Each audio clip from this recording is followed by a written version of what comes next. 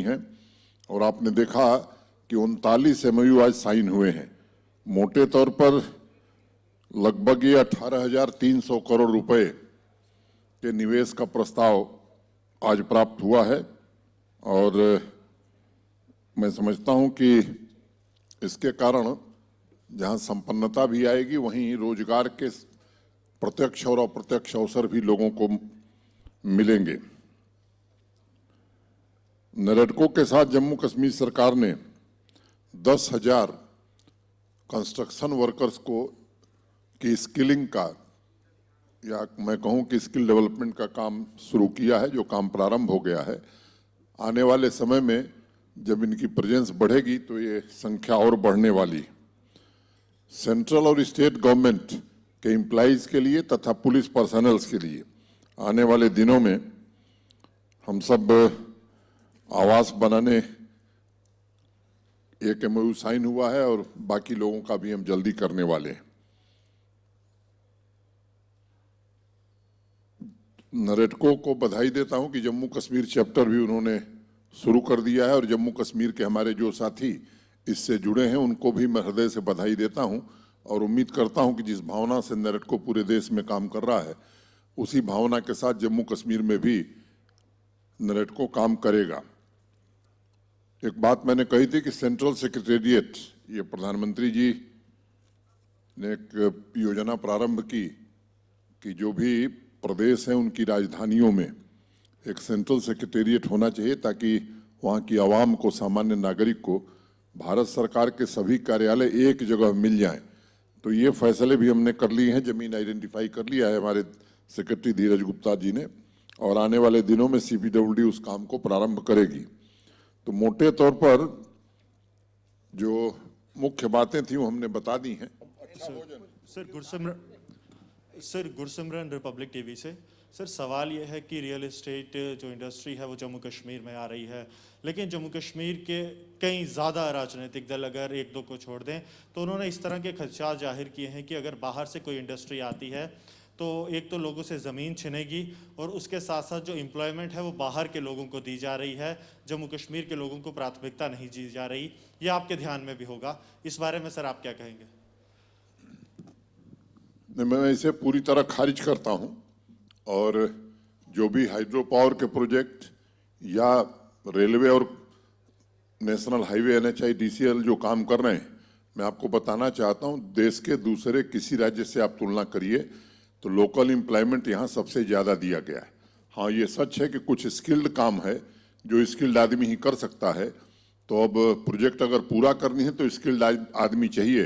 बाकी मैं एक प्रोजेक्ट के बारे में मेरे पास विवरण है और हर महीने हम रिपोर्टिंग लेते हैं, हमारे पास भी आती है और चीफ सेक्रेटरी के पास भी जाती है, तो मैं इसे पूरी तरह खारिज करता हूँ। उपराज्यपाल जी, सुनील भट्ट आज तक से। उपराज्यपाल जी, कई वर्ष पहले यहाँ पर जम्मू कश्मीर में एक इनिशिएटिव लिया गया था कि जम्मू की तर्ज पर श्रीनगर में भी एक सैनिक कॉलोनी बनेगी, लेकिन उसका काफ़ी विरोध हुआ। अब चूंकि ये रियल एस्टेट का इन्वेस्टमेंट होने वाला है यहाँ पर जम्मू कश्मीर में बड़े स्तर पर, तो क्या जो भारतीय सेना के जो रिटायर्ड अफसर हैं, सैनिक हैं, केंद्रीय जो अर्धसैनिक बलों के जो पर्सनल है, क्या उनके लिए यहाँ पर हाउसिंग कॉलोनी बनेगी रिटायरमेंट के बाद और रिटायरमेंट से पहले भी? हमारे यहाँ कहावत कही जाती है कि आपके मुंह में घी शक्कर, तो मैं आपको यही कहता हूँ कि आपके मुंह में घी शक्कर, वो सुखद दिन आप जल्दी देखें। ऐसा प्रयत्न बहुत शीघ्र परिणाम में दिखाई पड़ेगा। मैं अरुण शर्मा इंडियन एक्सप्रेस से हूँ। मुझे एक क्वेश्चन है कि आपने अभी तक कितनी लैंड आइडेंटिफाई की है for industry and for real estate, और इसमें कि कोई एग्रीकल्चर सेक्टर से भी लैंड यूज पैटर्न चेंज होगा क्या, जहाँ उसके बिना ही आइडेंटिफाई होगा? देखिए, इंडस्ट्री के बारे में कई बार कहा जा चुका है कि 6,000 एकड़ का हमारे पास लैंड बैंक था। हमने इंडस्ट्री को अनुमति दी है कि अगर एग्रीकल्चर लैंड भी इंडस्ट्री के लोग लेते हैं तो लैंड यूज चेंज करने के जो लॉज हैं वो हमने बना दिए हैं। जो हमारे पास सरकारी ज़मीन है, चाहे वो जम्मू डेवलपमेंट अथॉरिटी की हो, चाहे श्रीनगर डेवलपमेंट अथॉरिटी की हो, वो रियल इस्टेट सेक्टर को भी हम देंगे और ये लोग निजी ज़मीन खरीद के भी हाउसिंग कॉलोनी बनाएंगे, तो ऐसा कानून हमने बना दिया है। और जैसा हमारे मुख्य सचिव ने उद्बोधन में बात कही कि अगर पैसा लगाने, हमारे पास पैसा है, हम जहाँ चाहें वहाँ खर्च कर सकते हैं, तो जिसके पास जमीन है उसको भी ऑप्शन मिलना चाहिए कि उसको सबसे बेहतर व्यवस्था क्या लगती। Pradeep Datta, sir, here in front of you. Pradeep Datta from Times Now TV channel. We have seen that some of the netas have once again resorted to fear mongering, डर पैदा करने की कोशिश कर रहे हैं, ये कह के कि ये एक नेफेरियस डिजाइन है, यहाँ पे डेमोग्राफिक चेंज आएगी जब बाहर से रियल एस्टेट वाले आके यहाँ पे जमीन खरीदेंगे। आप उन नेताओं को क्या कहना चाहेंगे जो ऐसा डर पैदा करने की कोशिश कर रहे हैं जब आप ट्रांसफॉर्मेशन की बात कर रहे हैं? और दूसरा एक और छोटा सा सवाल है, नागालैंड में arm force special power act को एक मीटिंग कमेटी बन गई है, क्या लगता है कि यहाँ पे भी क्लैमर बिल्ड हो रहा है कि कुछ लोग कहते हैं कि यहाँ से भी arm force special power act को हटाया जाना चाहिए, उसमें आपकी क्या राय है, क्या कहना चाहेंगे? देखिए, मैं किसी नेता की बात पर कोई प्रतिक्रिया नहीं देना चाहता हूं, मेरे पास दूसरा काम है। हाँ, ये जो बात आपने कही है, डेमोग्राफिक चेंज लाने की जो मतलब डर पैदा कर रहे हैं कि डेमोग्राफिक चेंज आ जाएगा इससे, मुझे लगता है कि लोगों की भावनाओं को भड़काने का एक कुत्सित प्रयास है और इससे कोई डेमोग्राफिक चेंज नहीं आने वाला है। मैंने जब मैं चर्चा कर रहा था तो मैंने सभी रियल एस्टेट के बड़े प्लेयर से भी ये निवेदन किया था कि जो आप काम करने जा रहे हैं, हमारे जम्मू कश्मीर के भी जो हमारे इस क्षेत्र के प्लेयर हैं उनको साथ जरूर रखिए। और इन सब लोगों ने मुझे भरोसा दिया है कि यहाँ के लोगों को भी हम साथ रख करके जो आगे डेवलपमेंट होगा उसको करेंगे।